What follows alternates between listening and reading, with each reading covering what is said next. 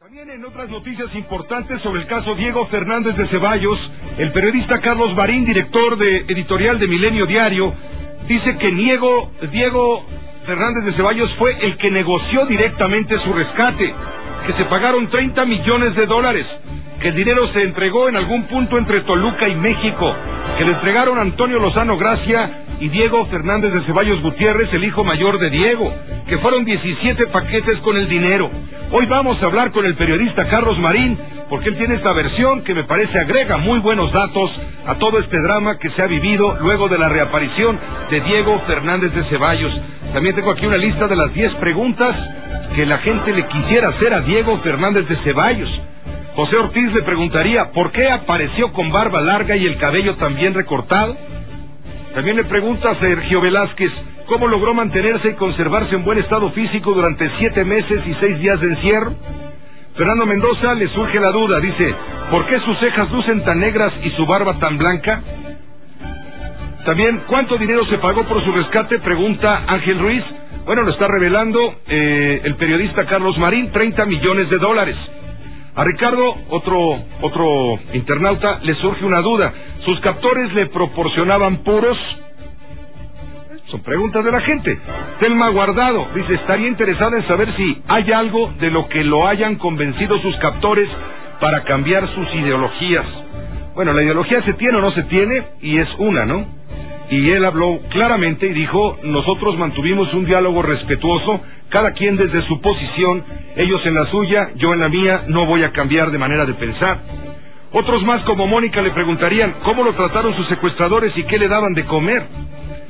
Por su parte, Daniel Cuevas le preguntaría al jefe Diego si sospecha de quién pudo estar detrás de su secuestro. A otros les surge la duda de lo que va a hacer Diego en el futuro. Durante su encierro pensó, ¿qué puede hacer para mejorar la situación del país en materia de secuestro? Esto le cuestiona Mario Luna. A Mario Salinas le interesa saber si iniciaría algún movimiento o se incorporará a alguna asociación en contra del secuestro. Son preguntas de la gente captadas a través de la internet, a través de las redes sociales, que se le harían al jefe Diego Fernández de Ceballos sobre lo que no se ha dicho, no se ha explicado de su historia, de su secuestro. También es importante destacar lo que publica hoy en ejecentral.com.mx el periodista Raimundo Riva Palacio. Raimundo Riva Palacio dice que la liberación del abogado panista Diego Fernández de Ceballos se dio en los tiempos, términos y condiciones de la guerrilla que lo mantuvo cautivo por poco más de 7 meses y 6 días.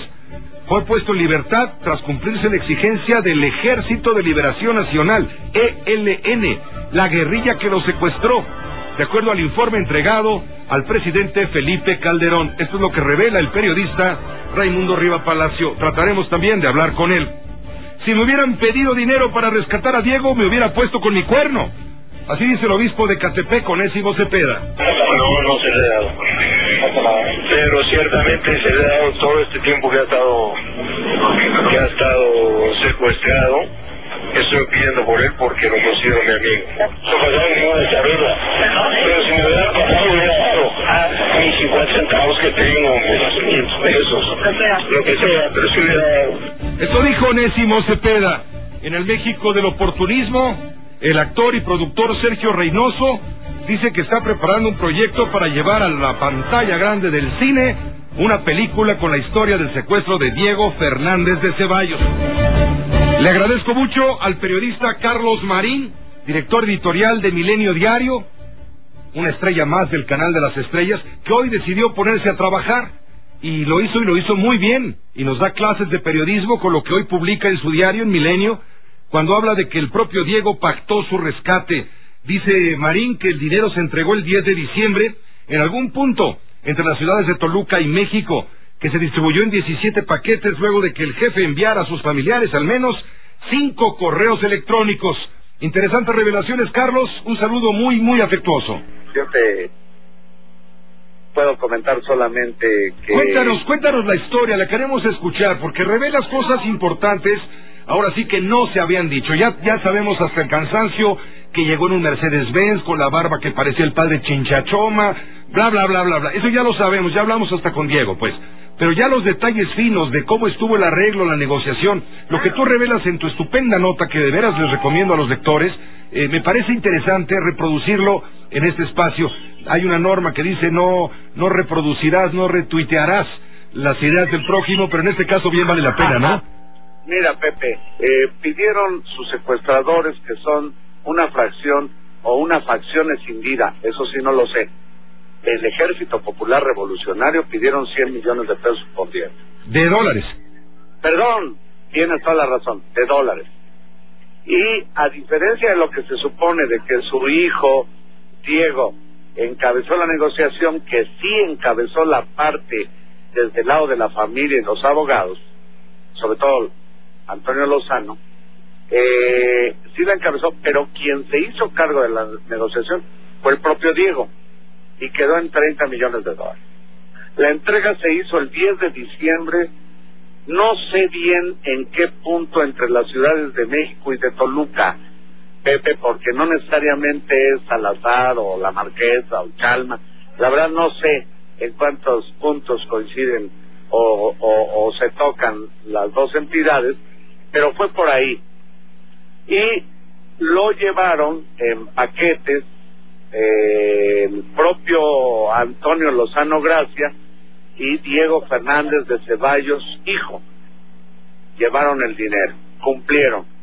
¿Por qué lo llevaron? ¿Solos? ¿Iban solos llevando solititos 30 millones de dólares en efectivo? Sí, solititos, porque como quizás la audiencia, tu enorme audiencia sepa, estas personas que provienen de una formación política ideológica, yo diría sólida, aunque desde mi punto de vista oxidada, porque es como el pensamiento, digamos, liberacionista de los años 60 o 70, hablan de un México que ya no existe ni podrá volver a ser. Ellos son muy preparados, muy sofisticados en eso que se le llama la inteligencia, o los servicios de inteligencia, y tenían que asegurarse que quienes entregaran el dinero no fueran seguidos por policías ni fueran con más gente que la que ellos dijeron. Entonces los iban coacheando por celulares. Usaron el plan amigo de Telcel, el amigo kit de Telcel, ¿verdad? Para contratados es profeso esos aparatos, Pepe, sí, para decirles vengan por acá, entren por allá, deténganse, regresen a la derecha, a la izquierda, pero la llamada para el pago se hizo el mismo 10 de diciembre, y el mismo 10 de diciembre en friega viajaron Lozano Gracia y Diego Chico a dejar el dinero en paquetes de dólares y una fracción, el equivalente a $1 millón en pesos mexicanos. Antes Diego tuvo que hacerse cargo, o se hizo cargo, de la negociación, y empleó el correo electrónico, Pepe, y envió mensajes al grupo, digamos, nuclear de la familia, que fueron su hijo Diego en primer término y sus hijos David, Claudia, el abogado Lozano Gracia, y al menos una persona por parte del gobierno federal muy ducha en esta materia. Y ese equipo fue rebasado por el propio Diego, que dijo yo me hago cargo de la defensa. Entonces mandó correos y en alguno de ellos inclusive apelaba a la posibilidad de que hablaran con el presidente Felipe Calderón para apurar algunos pagos que el gobierno federal, o un pago, no sé cuántos, que el gobierno federal le debe al despacho de Fernández de Ceballos y Lozano Gracia por los litigios que le han ganado ellos, ya sabes, a distintas, por ejemplo, por Altamira, ¿te acuerdas, Pepe? Sí, claro. Donde están ahora en unas instalaciones portuarias en Altamira. Es un caso que ganó el despacho para una indemnización multimillonaria. Bueno, algo le corresponde a los abogados, entonces decía, pues díganle al presidente que ya el gobierno federal pague para tener el dinero del rescate. Sin embargo, ya lo habían reunido, y el último correo, todavía creo que fue el cuarto o quinto, Diego escribió de 14 a 17 cartas, ahora me hicieron notar que no eran necesariamente 17, dirigidas al ingeniero Carlos Slim, a Lorenzo Zambrano, bueno, inclusive a Onésimo Cepeda, a Carlos Salinas, a Gordillo, no, a Pepe Cárdenas, o sea, gente de mucho billete, Pepe. No, hombre, no, debe ser otro si Cárdenas. se hacían una colecta y el hijo ya no envió esas cartas a los destinatarios porque ya tenían reunido el dinero que negoció el propio Diego y que en lugar de 100 quedó en 30. Y que lo hayan dejado libre, que no lo hayan mutilado ni matado, se debe precisamente a la formación ideológico-política de este grupo escindido o que forma parte del EPR. ¿Te acuerdas que el EPR a los 2 días o 3 sacó un comunicado diciendo nosotros no somos? Así es, me acuerdo muy bien, pero se señaló al TDR, al... que parece que es una decisión, una fracción o un... En fin, vienen de la misma simiente de quienes han buscado la transformación de México por la vía armada. Y en ese sentido a mí me parece que sí vale la pena subrayar que ese tipo de secuestros no está en manos de pandillas sanguinarias que cortan dedos o asesinan, sino que simplemente desde su lógica se hacen de dinero para mantener los gastos del movimiento y no para victimar a nadie, ni siquiera a un adversario ideológico del tamaño de Diego. Pues estupendo el trabajo, Carlos, el trabajo que hoy publica tu diario, Milenio, nuestro Milenio, y es puntual, es preciso. Hay un dato que me llama la atención. Tú mencionas que uno de los hijos de Diego, Manuel, que no es directamente hermano de Diego, digamos el líder de la familia, sino un hijo más que tiene Diego por ahí, se le ocurrió recurrir al general en retiro Mario Arturo Acosta Chaparro, la leyenda de la llamada Guerra Sucia, como tú lo mencionas, a quien balearon a los pocos días en la esquina de Sinaloa y Tampico, en la colonia Roma, y se quiso vincular esto con el secuestro de Diego. Mira, qué bueno que me dices. Entonces yo me equivoqué, pensé que era un hermano de Diego Fernández de Ceballos, por lo que me dice es un hijo. Sí, es Manuel. Es que mira, tuvo la ocurrencia y quería que fuera contratado el general en retiro a Mario Arturo Acosta Chaparro para este caso, y bueno, Acosta Chaparro emblematiza eso que le llaman la guerra sucia de los años 60-70 contra las guerrillas. Entonces eso ponía en alto riesgo, pues, digamos, la vida de Fernández de Ceballos.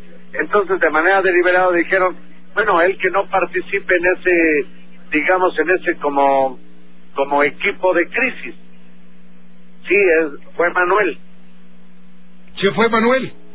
El caso es que al general en retiro lo balearon, casi lo matan, una noche a los pocos días del secuestro, y se empezó a especular en el sentido de que el señor, esta era una advertencia pues de los secuestradores para que este hombre se saliera de la jugada.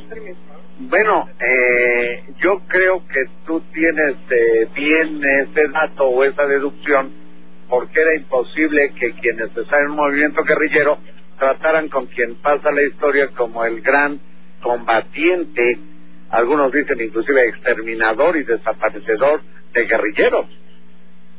Pues muy interesante, Carlos, gracias por compartir con la audiencia de Grupo Fórmula en que también, por supuesto, siempre ha sido tu espacio, el de los demonios que andan sueltos. Te agradezco mucho, te mando un gran abrazo y pues te deseo lo mejor a ti y a tu enorme audiencia. Muchas gracias, Carlos, estaremos pendientes.